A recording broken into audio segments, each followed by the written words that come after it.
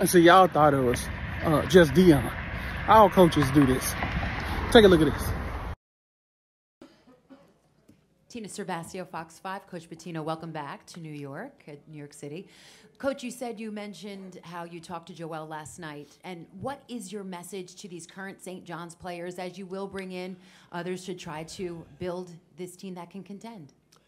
Well, the one thing I want to be honest with, a lot of players probably won't be back on this team because they're probably not a good fit for me.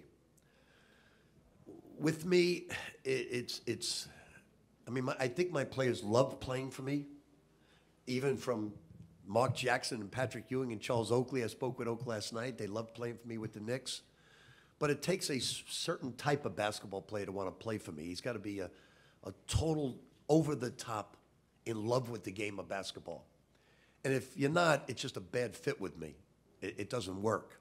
So there'll be a lot of players that will move on to, I hope, greener pastures.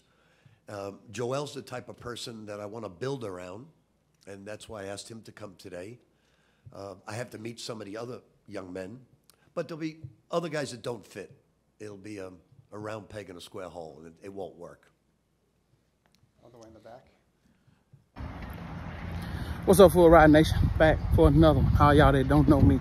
Christopher, former D1 walk-on turn starter, here to help you guys. Basketball hopes and dreams. Here for your daily motivation. Listen, we're here to talk about not a knock on your talent, but you just can't play for me. So I want you to hear those words and understand those words. Because again, we go back and forth about the stuff that is in the media as of late, as far as people saying what Coach Prime is doing ain't right and coaches shouldn't talk to the players like that, things of that nature. Let me tell you, the famous words of my D1 head coach is, not a knock on your talent, but you just can't play for me. Those were his famous words. So what does that actually mean? Does that mean you're not good? It means you ain't good enough to play here. And this is the stuff that the coaches don't tell you day in and day out. For those of you guys that don't have confidence in yourself, don't have confidence in your game, ain't put the work in, then that's the stuff that you're going to hear. You may, get lucky and trick somebody into giving you a scholarship, maybe, maybe not. But just understand this, it don't last long. If you ain't working, you ain't getting better, you won't be there for an extended period of time. So stop listening to these commentators who either didn't play, got on the team and quit because it was too hard, and they found it easier to become commentators than the people that actually played this thing and went through it from start to finish and completed their journey. Those are the people I would advise you to listen at, because all of them know who's played at a high level, hell, even at a low level, a mid-level.